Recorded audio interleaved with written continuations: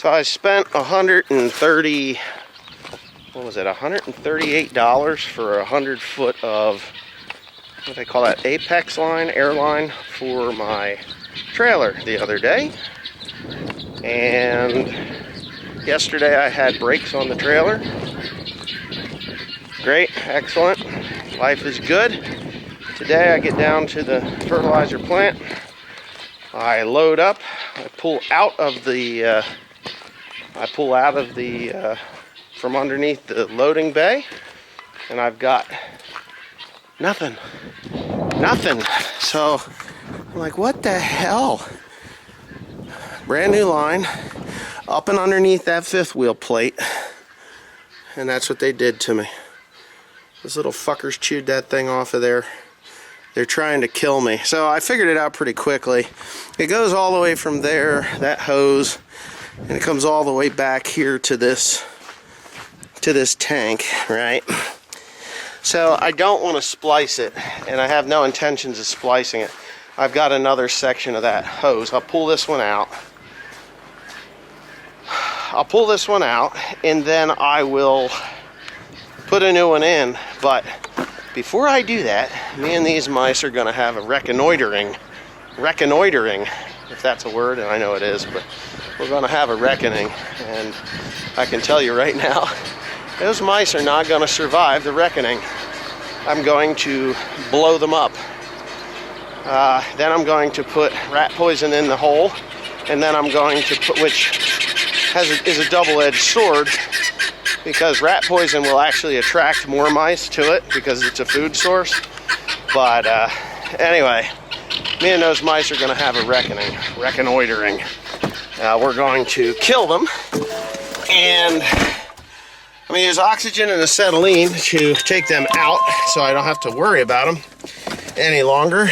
Just a little bit, not a big explosion. But then from there, we'll see if they come back. But I'm definitely going to put poison in there.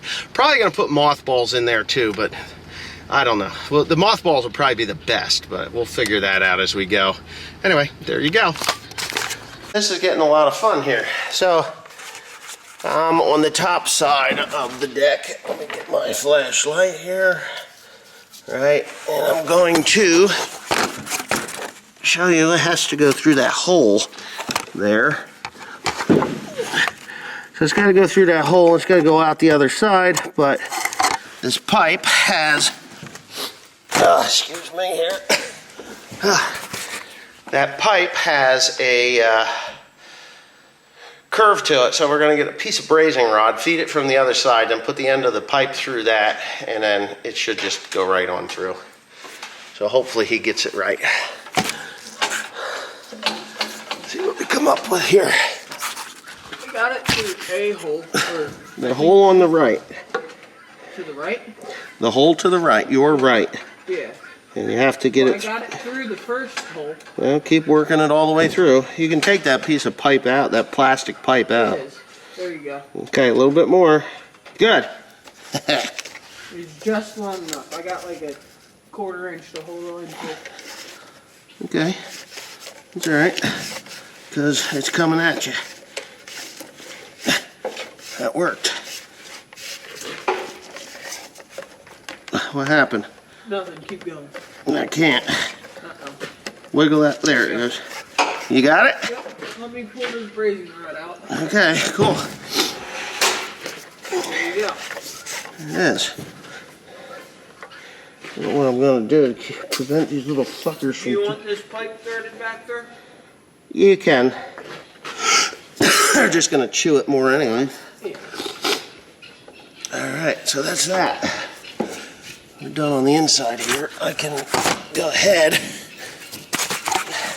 I gotta put this panel back on. So this is not the original panel. The original panel was on hinges. I walked hay forward and smashed into the front and made a mess out of it. So I've had to use this piece of polypropylene, and I gotta put it all back. So that's what I'll do right now. Welcome to the quarry. That's what I need right there. This guy's coming out. I don't really want to make too much of a picture of him, but yeah, I'm here getting ag lime, and I pulled in and there must have been 20 trucks just show up.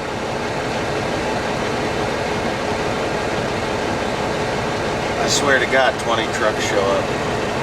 But because I'm so tall, they got to come at me with a big loader, and I don't know where that thing is. It takes a little bit of time. I'm pretty patient, so I'll just sit here and wait for them to get over here with that monster. There's a 972M Cat over here, and I think a 980 over there. But I think they come at me with, well, I don't know what the biggest one is, but it's freaking huge. I think that 980 will get over this thing. I really do. I don't have a CB radio, and I don't want to listen to these idiots talk anyway. These truck drivers are enough to drive me nuts. Anyhow, I'm just going to wait patiently until they tell me what to do. And they're just, you can see they're over here. Here comes the truck alongside me. And they're just going to, that's sand. I'm getting ag lime. This guy here, he's putting his tarp on. I don't know if you can see that, but he's got his tarp going on. And you need a hard hat to get out while you're down here, so you don't want to really be, you don't want to get out and wander around. But that thing that's back there, I think that'll get over top of me without any problem. So hopefully it does. We'll find out, that's for sure. But they have scales on all the buckets, on all those loaders, so they're pretty accurate. I will say they're pretty accurate. You say 22 tons, and it'll be 21.9, you know, 21 and you know, yeah, almost 22 tons. Or you get over a little bit over. I could legally haul 23 tons, 23 and a half tons on this with this truck, but I just go with 22 because this trailer's heavy. Well, we got a whole menagerie of stuff going on here. So I've got fertilizer and I got lime. Last year couldn't get any lime out of the place. It just didn't exist. They weren't making it. This morning, the dude that actually makes the lime, he came up to me. He's like, "How much of this are you gonna need?" I said, "A couple thousand tons anyway." And I said a couple thousand tons. He's like, "Oh, well, here it is. You can come get all you want." And I was kind of pleased to hear that because I need this lime. I need a lot of it, actually. There's, you know, when you do years and years of mulch hay, you're not really doing the ground much favors, because let's face it, mulch hay is mulch hay. It kind of mumbles along and does its thing, but pH is lowered, organic matter kind of doesn't move, but as the pH lowers, the organic matter changes in a way, in a negative way. So if I'm gonna go back into, I gotta get this thing in the right spot. Continue in the row crop business, which I am, then I have to sweeten this soil up, get it as productive, and get it as productive as I possibly can. Sorry if I'm kind of all over the place here. You want to be as productive as you possibly can, and the reason for that is money. Profit margins in agriculture are not that wide. They're actually quite narrow. So if you're gonna be profitable, you have to feed that ground in a way, or get that ground primed in a way that it is productive. So that's the whole ball of wax here. And I'm gonna climb up in here. I don't know if these guys got that where it belonged or not. They did not. Shit. So, this is what I'm gonna have to do. Kind of got to be careful here. The damn stuff doesn't want to, it won't go out by itself, okay? So, you have to get a rug on it. And in order to get this rug to sweep this out, you actually have to, here, I'm going to set you all up here. Maybe you can see what I'm going to do.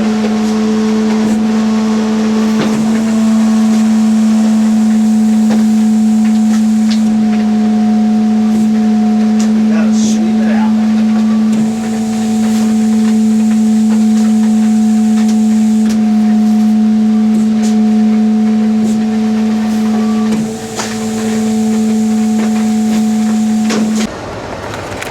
So I'm pulling into this quarry, right? I got dozers with rippers. And I'm gonna try and look over the edge. This water that's down here in this hole is such beautiful turquoise aqua. Well, it's aqua. Aqua blue. I'm hoping you can see it down there.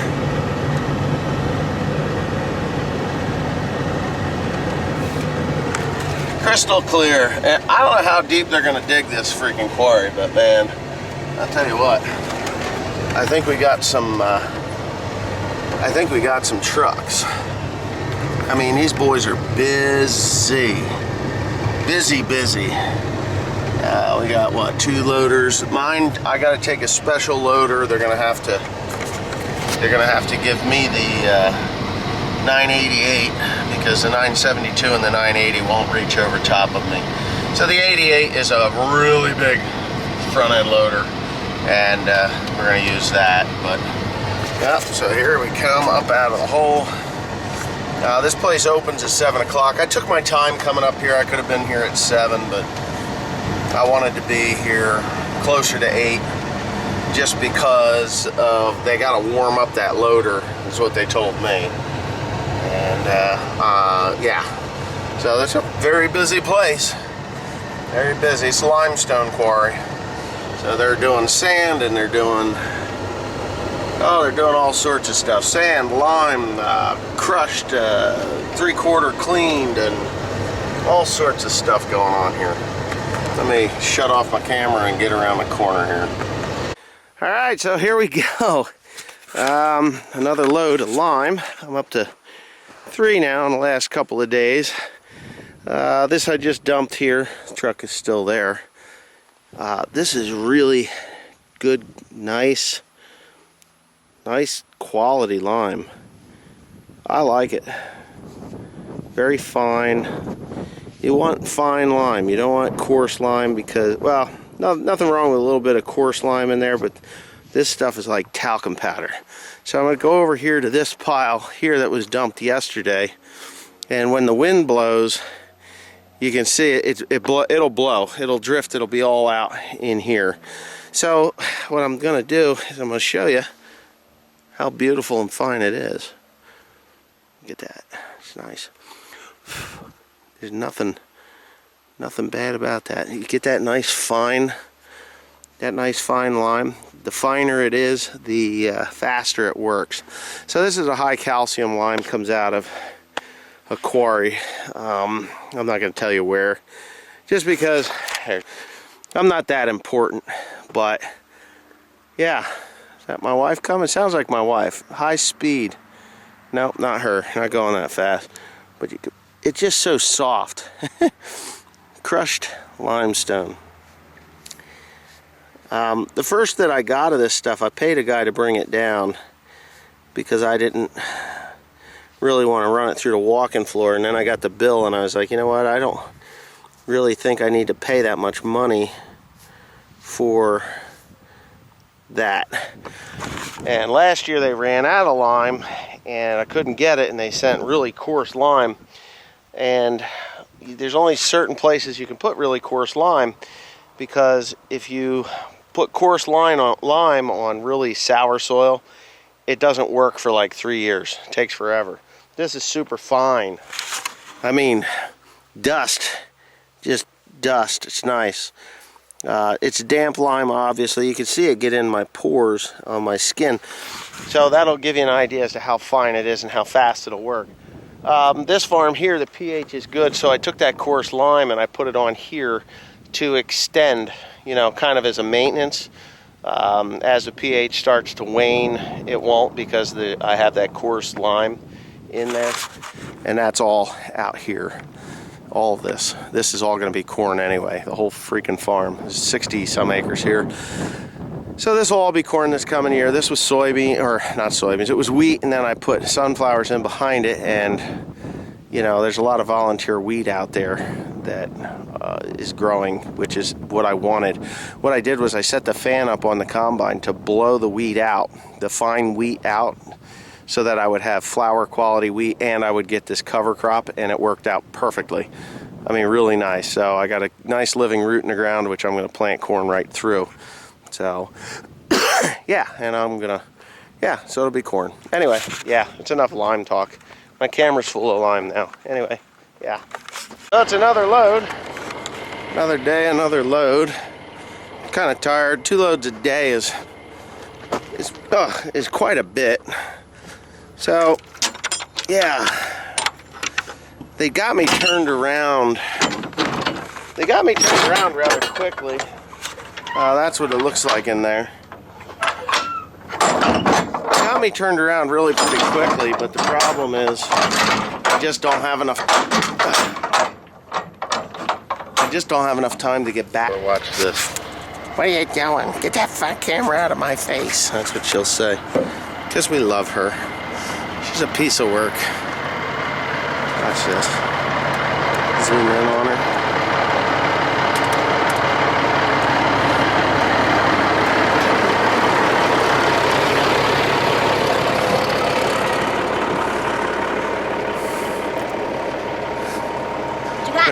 What do you got?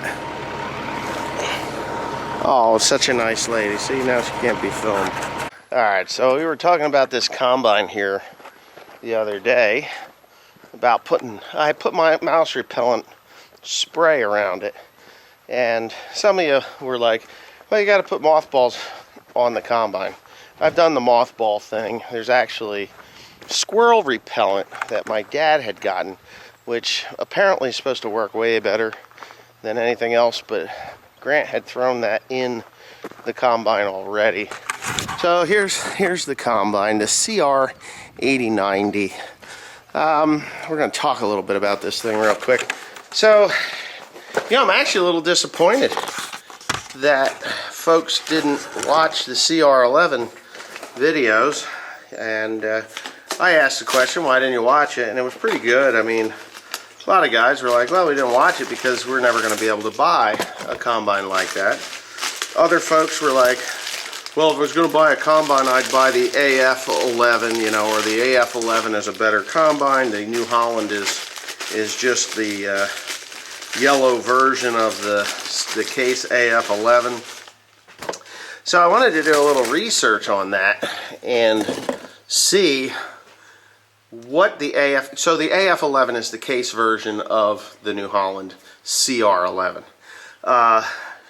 Case traditionally is the axle flow or single rotor combine, and even in this model, let's see, this model right here, the CR8090, even in this model in Case colors, is a Class 8 combine. It's identical to the Case. It's identical to the Case. Everything is the same. Sieves are the same. The spinners are... Spreaders are a little different. They have a little different shrouding around here, but the difference is in the rotor. You have a twin rotor in the New Holland and a single rotor in the Case, or the axle flow. Well, okay. So the AF11,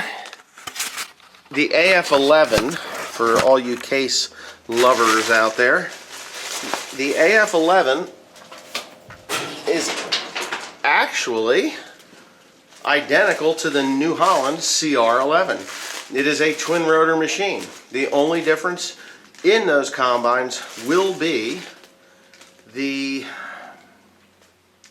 let's see, the only difference in those combines will be in the cab, the creature comforts, as we call them, in the industry of agriculture.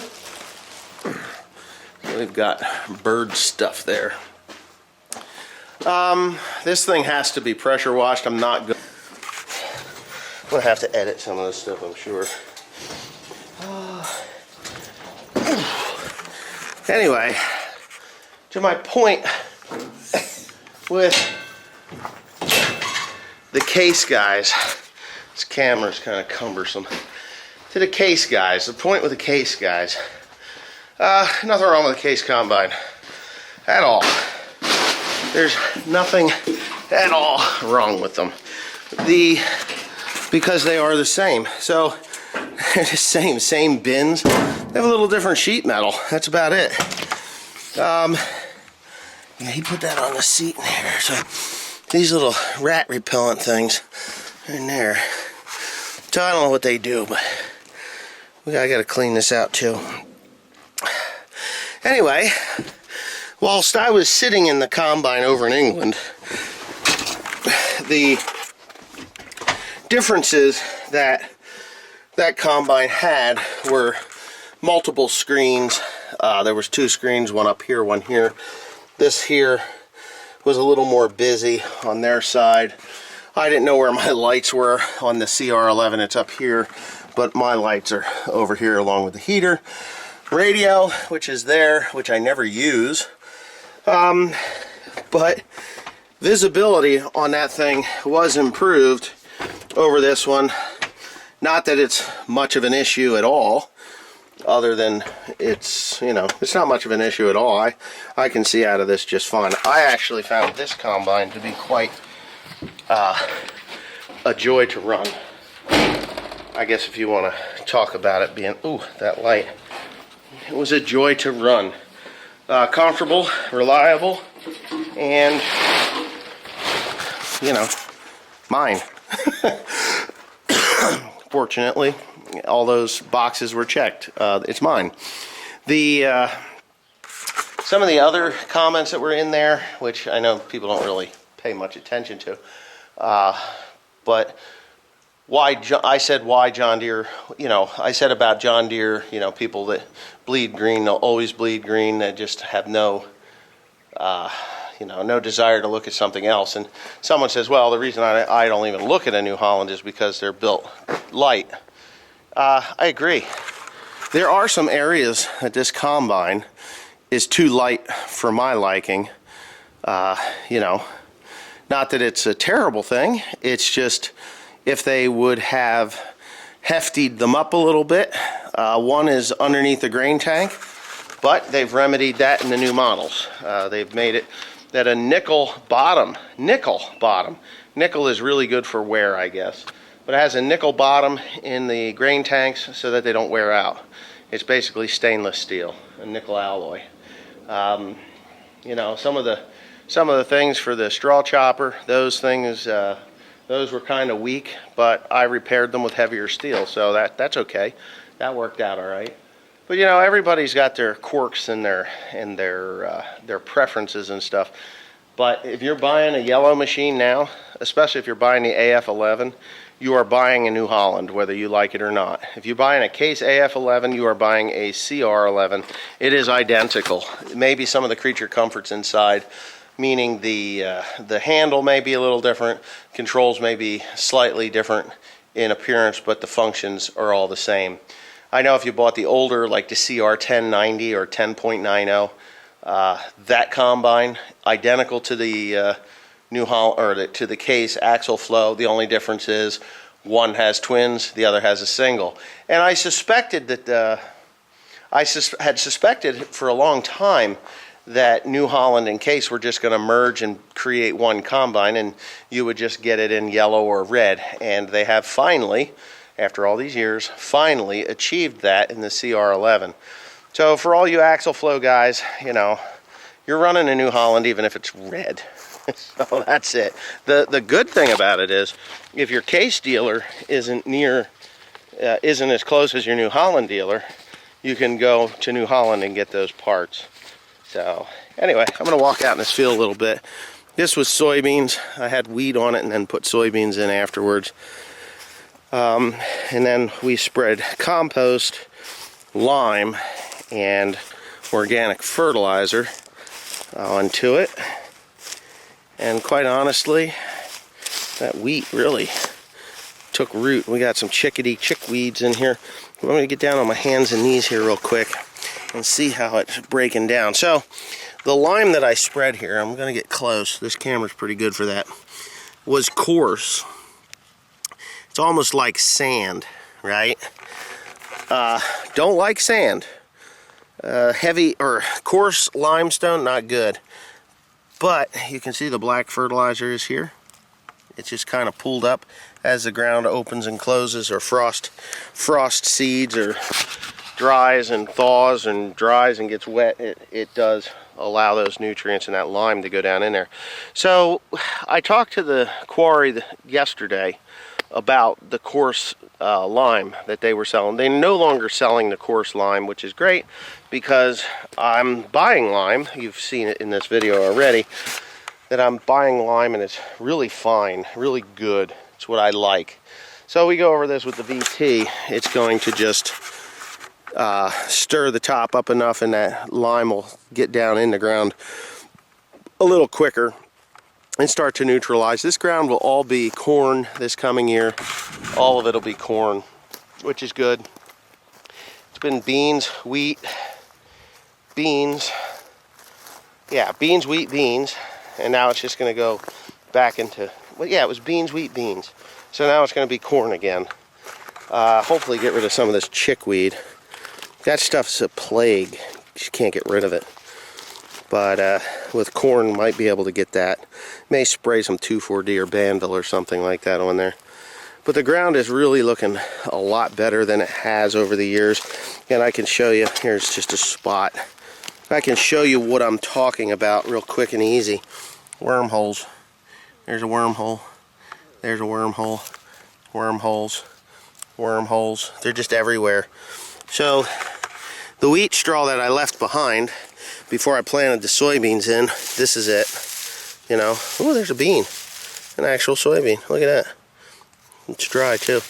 So I wanted to see if there's any worms coming to the surface. It's been quite warm today. But you can see the soil. See how loose that is? Just loose. Beautiful. This is what you want. It's not muddy. It's just beautiful. It's been protected by the wheat straw. Yeah. This is going to grow a crop of corn like nobody's business, if you ask me. I just have all the faith in the world, and what I'm doing is creating progress.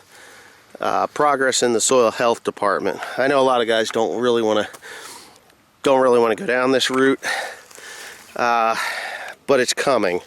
It is coming. You're going to be forced to do it by the government if you are into government programs and stuff. They are going to force you to do it. But if you see all this residue that I've got on top here, it's pretty dusty. I mean, it breaks right up now. I go over this with the VT in the spring, just a straight shot.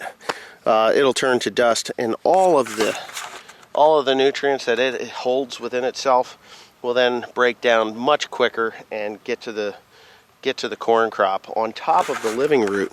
So the living root, or this wheat, here, let me see if I can pull a clump up. Let's see what we got here. Okay. Now, you've heard me talk about aggregates. There's some kind of livelihood. Soil aggregates.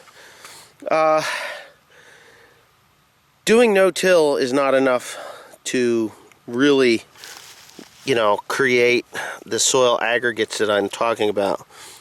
Soil aggregates are really mycorrhizal fungi and bacteria, and they form these, basically like what you're looking at now. These look like stones, right? They're not stones. It's soil aggregates. Those are clusters of different types of biology that has formed those. this has created a sponge. This soil is a sponge. And that is really what you want to see. You know, a lot of times you grab a root mass and you pull on it. If the soil is really hard, it'll just tear the roots. Oh, here we go. So this is perfect. This is another thing I love to see. So I just pulled that root mass up, and look what I got here. I got 1 worm, 2 worms. Probably going to find some worm eggs. Soil aggregates I can just reach in like that. This is no-till now for, what, several years. And that's it. This ground is like a sponge. It is like a sponge. So, if you're wondering what I'm doing, if you're not sure about what I'm doing, if it's going to work for you, it will work for you. Doesn't matter the soil type. What it is a different way of thinking and a different way of doing things. I'm not saying cut out all your fertilizer and go whole hog. You still have to feed your soil until it becomes healthy enough to mineralize and do what it's supposed to do naturally. We as human beings have really sterilized a lot of the soil in the world, and I'm starting to sound like a nut, but yeah, it's true.